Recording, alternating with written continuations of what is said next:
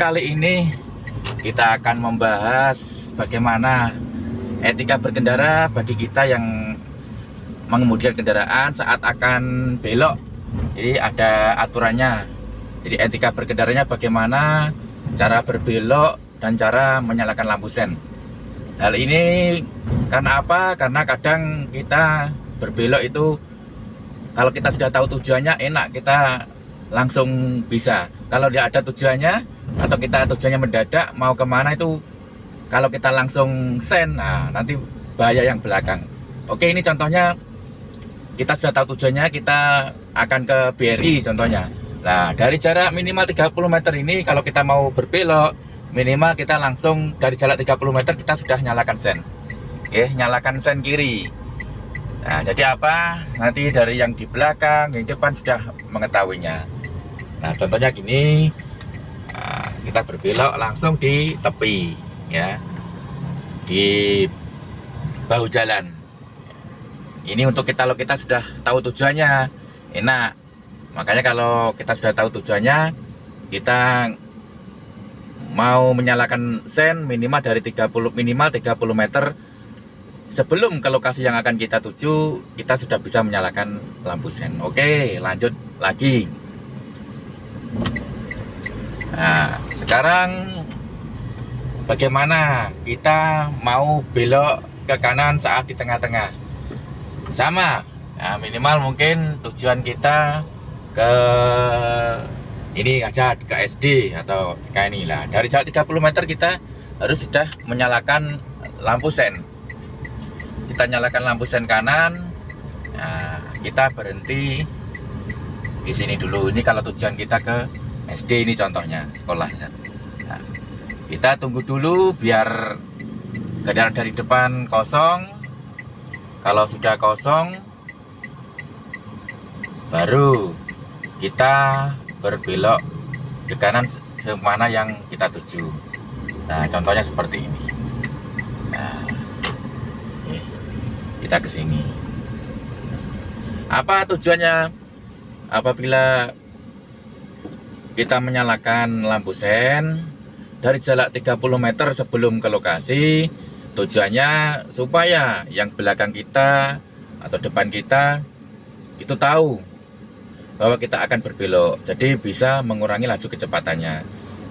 Hal ini juga untuk mengurangi kecelakaan, minimal meminimalisir terjadinya kecelakaan.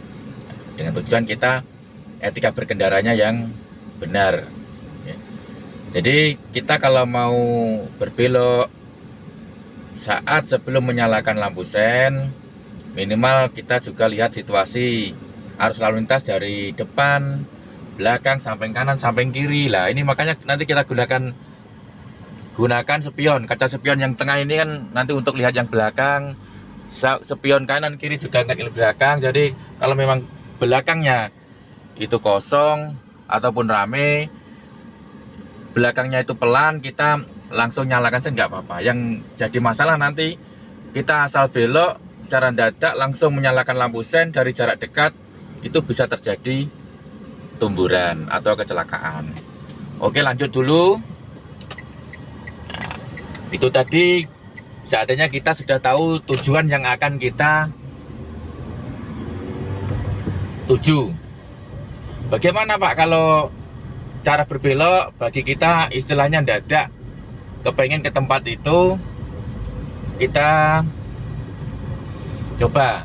Nah, contohnya kita ini agak cepat, kita mau sholat, kita nggak tahu alamat sini, lah, oh ternyata itu ada masjid. Nah, jangan langsung sen ya, kita minimal langsung sen kiri dulu, kiri. Nah, kalau aman ke depan belakang baru kita kiri. Ini dulu, nanti kita bisa putar balik belok.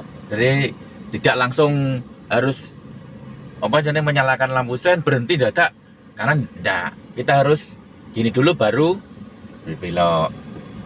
Soalnya kadang kita tidak tahu, atau kadang tujuan kita kadang dadak kita mau ke arah situ, kita cari-cari. Oke, lanjut lagi.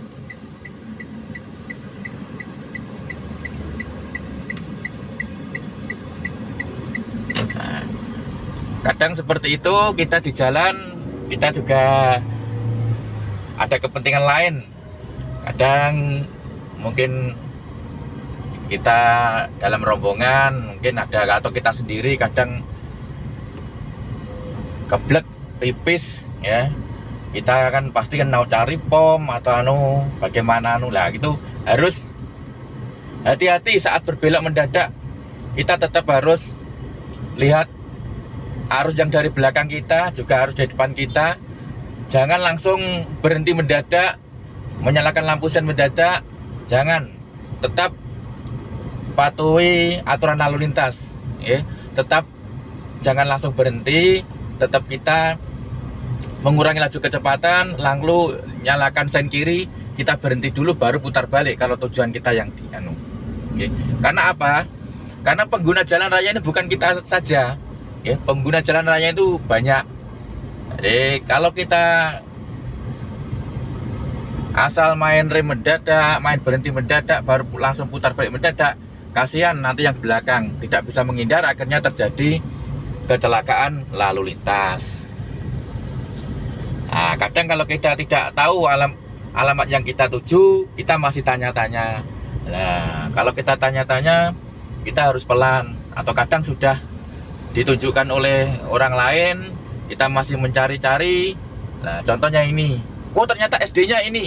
Lah, kita tidak langsung boleh mendadak, ini nggak boleh. Tetap minimal kita maju dulu. Nah, baru berhenti di sini. Nah, setelah berhenti kita bisa mundur, atau paling enak kita putar balik untuk menuju ke SD tadi. Sama, hanya kalau yang akan kita tuju itu ternyata mungkin di lajur kanan gini ya contohnya. Nah, karena kita kecepatan kita masih cari-cari, kecepatannya tinggi, kita tidak tahu. Nah, contohnya ini guys ya. Contohnya kita mau cari warung makan. Nah, awalnya kan kita tidak tahu. Nah, ternyata di depan itu ada warung makan. Nah, kita tahunya dari jarak dekat sekali. Nah, gini jangan asal ngeriting, jangan asal tapi ya minimal ngeriting kanan, kalau udah belakang baru kita belok kanan. Oke. Nah, langsung kalau ada putar balik langsung bisa putar balik. Nah, sama saja lah. Seperti ini yang warung kita makan kita tuju, tinggal kita parkir, berhenti. Itu guys ya. Jadi kita dalam etika berkendaranya, apabila kita akan menuju ke suatu tempat, soalnya kita kan kadang dalam kita berkendara kepentingan kita kan masing-masing. Kadang saat itu yang kita tuju ke situ, tetapi kita ada agenda lain, mungkin karena ban kempes, karena ingin nambah angin, karena atau sesuatu hal. Kadang kan kita dadak, makanya perlu untuk berhati-hati, tidak asal berbelok. Tetap semangat guys. Jadi kita tidak harus sepaham, tapi kita harus saling memahami. Jadi nanti kalau kita saling memahami dalam berkendara, pasti tidak akan terjadi kecelakaan lalu lintas. Oke, demikian, salam sehat.